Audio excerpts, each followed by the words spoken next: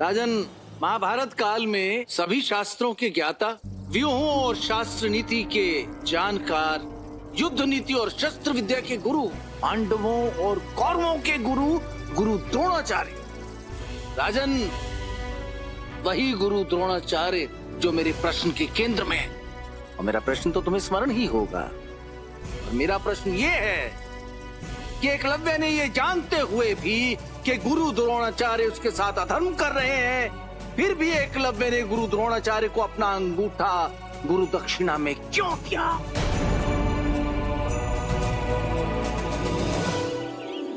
काग चेष्टा वको ध्यानम श्वान निद्रा तथैव च अल्पहारी गृह त्यागी विद्यार्थी पंच लक्षणम। कौवे के समान प्रयास, बगुले के समान एकाग्रता, श्वान के समान कम सोना, कम भोजन करना और शिक्षा के लिए अपना गृह त्याग करना, ये 5 विद्यार्थियों के लक्षण हैं। ये आज की शिक्षा थी। अब समय है तुम सबके शस्त्र अभ्यास का। आज हम लक्ष्य भेदना सीखेंगे। वो सामने वृक्ष पर एक पक्षी का पुतला टंगा है। तुम सबको उसकी आंख को लक्ष्य बनाना है। ध्यान से देखो उस पक्षी को।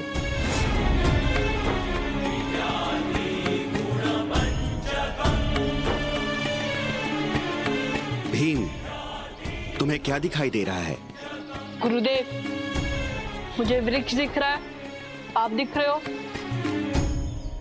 और पांडव दिख रहे हैं। भीम, तुम सब कुछ बन सकते हो किंतु धनुर्धर कभी नहीं बन सकते। जाओ जाकर गदा अभ्यास करो।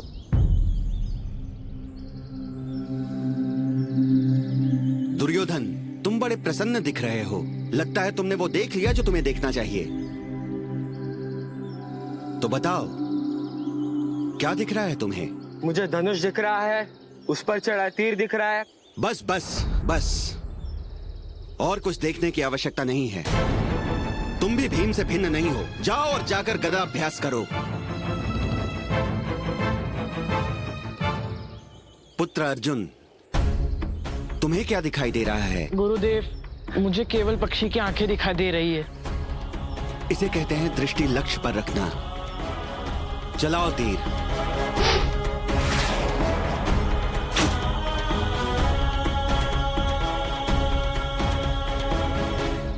अर्जुन, एक दिन तुम संसार के सर्वश्रेष्ठ धनुर्धर बनोगे। पकड़ो उसे! पकड़ो! भागने ना पाए यहाँ से! कहाँ से घुसाया ये? अरे कौन ये? पकड़ो!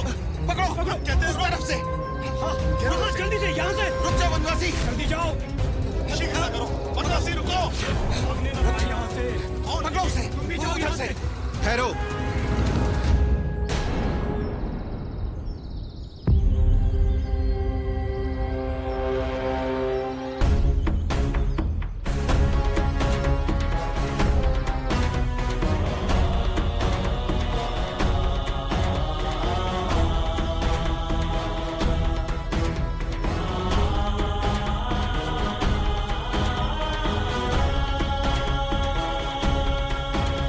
प्रणाम गुरुदेव। हमें गुरु कहने का अधिकार सिर्फ उसी को है जिसे हमने शिष्य के रूप में स्वीकार किया है। कौन हो तुम और हमारे आश्रम में क्या कर रहे हो?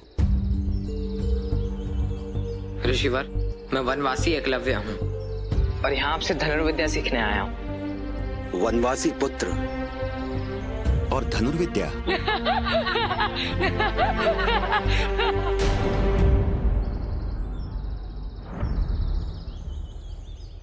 एकलव्य, वर्णाश्रम व्यवस्था के अनुसार युद्ध कला सीखने के लिए क्षत्रिय वर्ण का होना आवश्यक है। किंतु तुम एक वनवासी हो, धनुर्विद्या सीखकर तुम क्या करोगे? ऋषिवर, हम वनवासियों पर बहुत अत्याचार होते हैं। हमारा नारा ठेठ होता है। राजपुरुष हमें मनुष्य नहीं समझते हैं, इसीलिए हमें अपनी सुरक्षा के लिए युद्ध कला सीखनी है। एकलव्य, यदि तुम्हें अपनी आत्मरक्षा करनी है तो क्षत्रिय की सहायता लो। यही उनका धर्म है। ऋषिवर, यही तो विडंबना है। क्षत्रिय केवल क्षत्रियों की सहायता करते हैं अथवा उनकी रक्षा करते हैं जो समाज में पहले से ही शक्तिशाली है, पर हम पर तो केवल अत्याचार करते हैं। भला वो हमारी सहायता क्यों करेंगे? तुम क्षत्रिय वर्ण पर दोषारोपण कर रहे हो। तुम्हें ज्ञात है ना इसका क्या दंड हो सकता है? ऋषिवर, आप जो भी दंड देंगे मुझे स्वीकार होगा।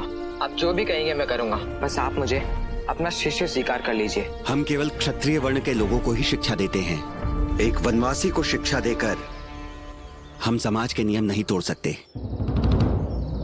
जाओ और फिर यहां कभी मत आना।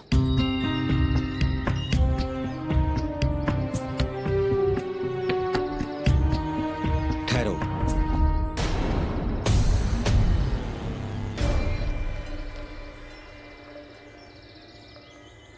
अपना ये तीर धनुष दिखाओ हमें।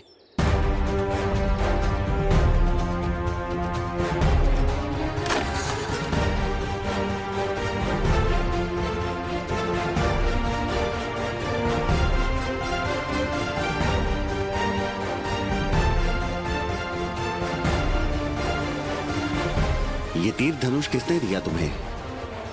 ये मैंने स्वयं बनाया है।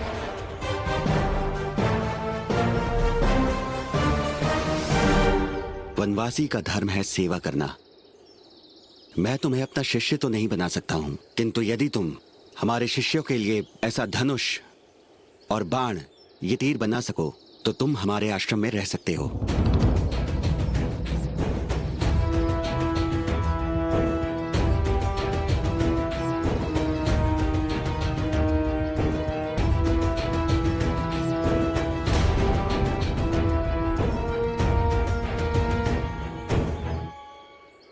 राजन, विद्याम ददाति विनयम।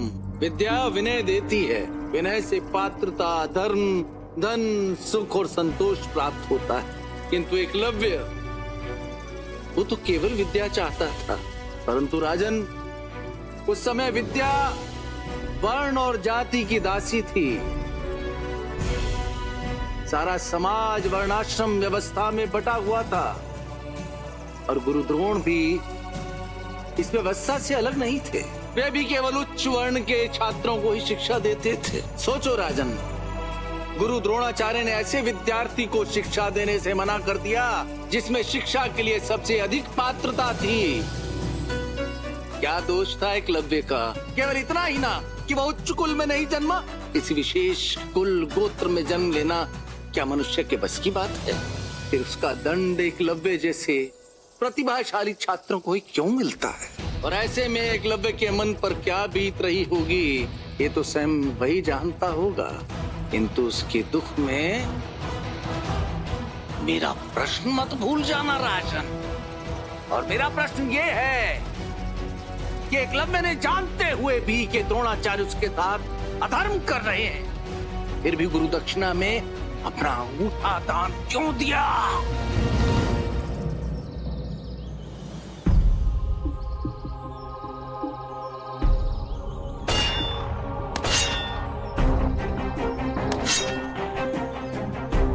ऋषिवर, मैं वनवासी एकलव्य हूँ और यहाँ आपसे धनुर्विद्या सीखने आया हूँ। हम केवल क्षत्रिय वर्ण के लोगों को ही शिक्षा देते हैं। एक वनवासी को शिक्षा देकर हम समाज के नियम नहीं तोड़ सकते।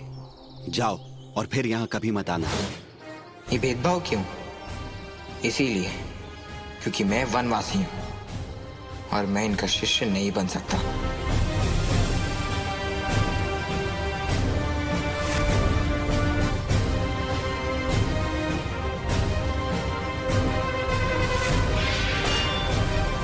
एकलव्य, कब तक तुम यहाँ पे बैठ के आश्रम को देखते रहोगे?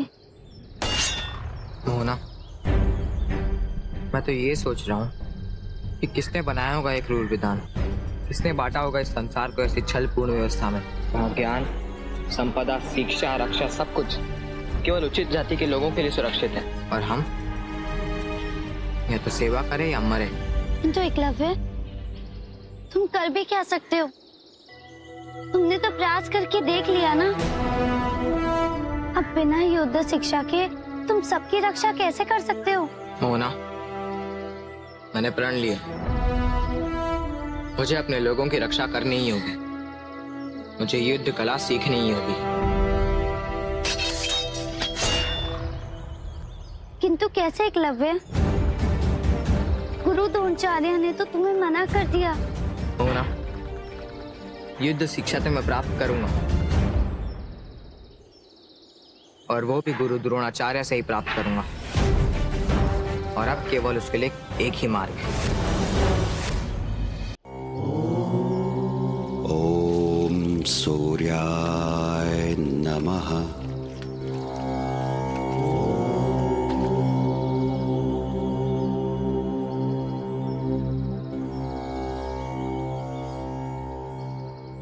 तुम सुना?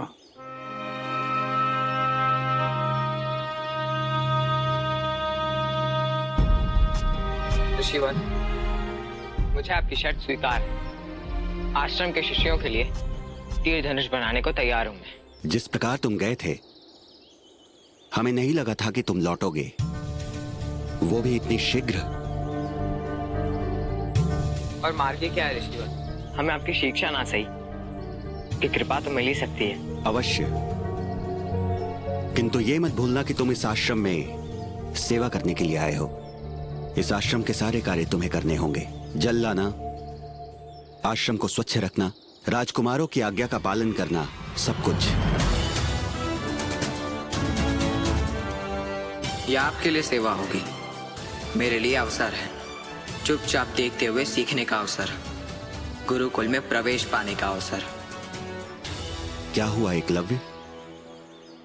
क्या हमने कुछ अधिक ही कार्य बता दिए? सोच लो, तुम अभी भी पीछे लौट सकते हो। ऋषिवर, जैसा कि आपने कहा कि सेवा करना ही हमारा धर्म है, तो फिर धर्म से पीछे क्यों हटना? मुझे सारे कार्य स्वीकार है। एकलव्य, हम जानते हैं कि तुम्हारे मन में इस व्यवस्था के प्रति रोष है, किंतु एक बात सदैव स्मरण रखना, योग्यता और पात्रता में अंतर होता है। तुम युद्ध कौशल सीखने के योग्य तो हो, किंतु पात्र नहीं हो।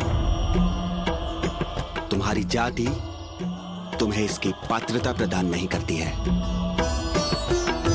इसलिए भूल कर भी कभी युद्ध कला सीखने का प्रयास मत करना, अन्यथा इसके लिए तुम्हें मृत्युदंड भी मिल सकता है।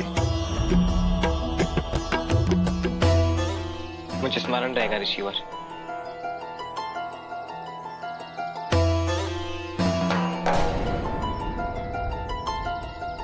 जाति हायरी जाति, पर सीख सके वो युद्ध कला, इसीलिए द्रोण से कुछ नहीं बोला। राजन, एकलव्य के सम्मुख कई चुनौतियां थी। ये ठीक उसी प्रकार था जैसे जल में रहने वाली मछली से कहा जाए कि उसे तैरना नहीं है। लेकिन एकलव्य ने द्रोण की इस चुनौती को भी स्वीकार कर लिया। किंतु तुझे मेरी चुनौती तो याद है ना राजन?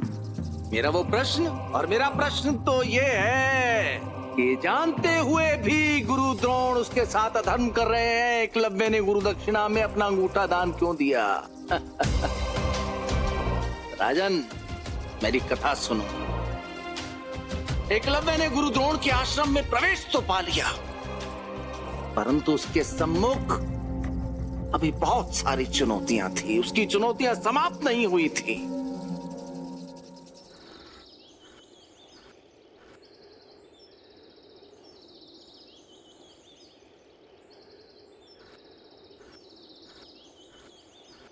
अरे एकलव्य, तुम इतने बड़े योद्धा, इतने बड़े धनुर्धर, और यहाँ लकड़ियां काट रहे हो। धनुर्धर बनने का आरंभ धनुष बनाने से ही होता है। वो तो है, किंतु ऐसा ना हो कि तुम्हारे बनाए धनुष पर तीर दूसरा चलाए और तुम जीवन भर धनुषी बनाते रह जाओ।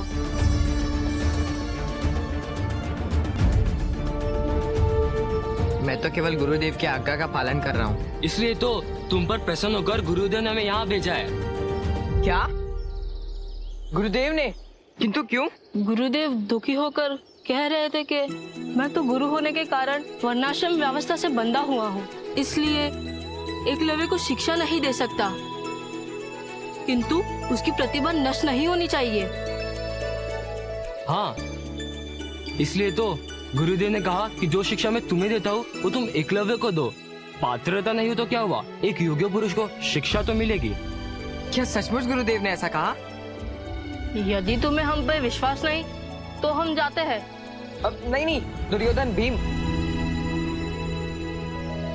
तो तुम लोग मुझे युद्ध कला सिखाओगे ना? क्यों नहीं, जब तुम संसार के एक बड़े धनुर्धर बन जाओगे तब हम भी बड़े गर्व से कहेंगे कि एकलव्य हमारा गुरु भाई है। किंतु हमें ये कार्य सबसे छुपकर करना होगा, कहीं गुरुदेव पर कोई संकट ना आ जाए। तुम उसकी चिंता मत करो, युद्ध अभ्यास के लिए आश्रम के बाहर हमने एक स्थान ढूंढ रखा है। कहाँ? आओ हमारे साथ। राजन एकलव्य की प्रकृति विश्वास करने की थी। वो जिस सीधे सच्चे समुदाय से आता था उन वनवासियों को छल करना आता ही नहीं था। वो सोच भी नहीं सकता था कि भीम और दुर्योधन मित्रता के नाम पर, उसकी सहायता करने के नाम पर उसके साथ छल कर सकते हैं।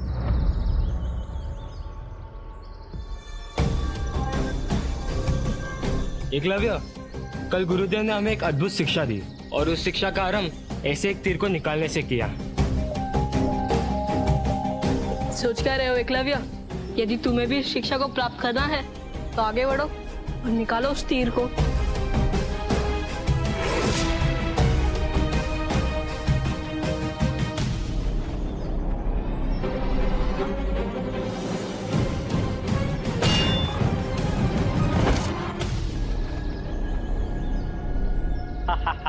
ध्यान से एकलव्य।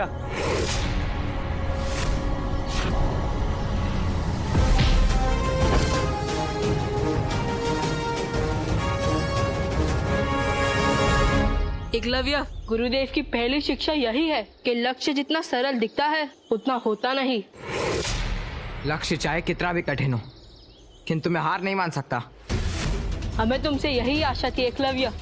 आगे बढ़ो और निकाल लो उस तीर को।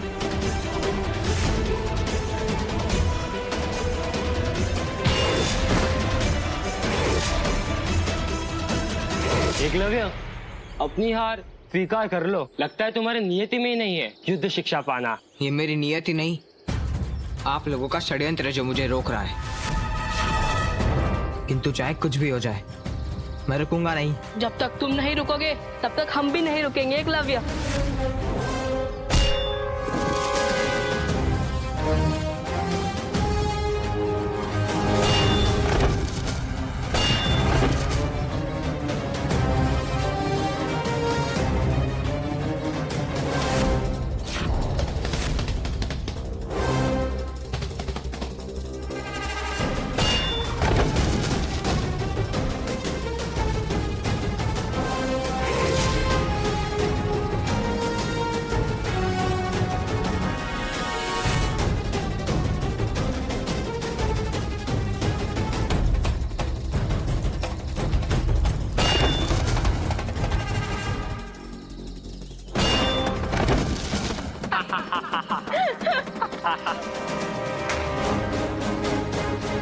उठो एकलव्य।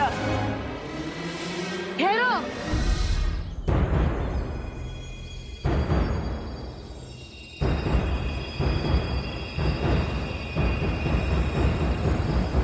भीम, दुर्योधन, ये क्या कर रहे हो तुम लोग?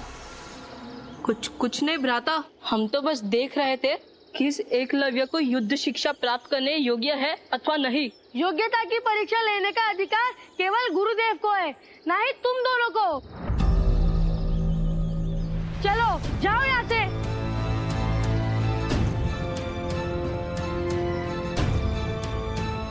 उठो एकलव्य।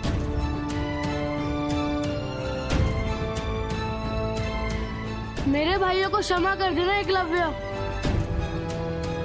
कोई बात नहीं राजकुमार युधिष्ठिर, आज आपके भाइयों ने मुझे मेरे जीवन की सबसे महत्वपूर्ण सीख दी है, और वो ये है कि हमें सबसे अधिक सावधान उनसे रहना चाहिए जो हमारे हितैषी बनकर आते हैं।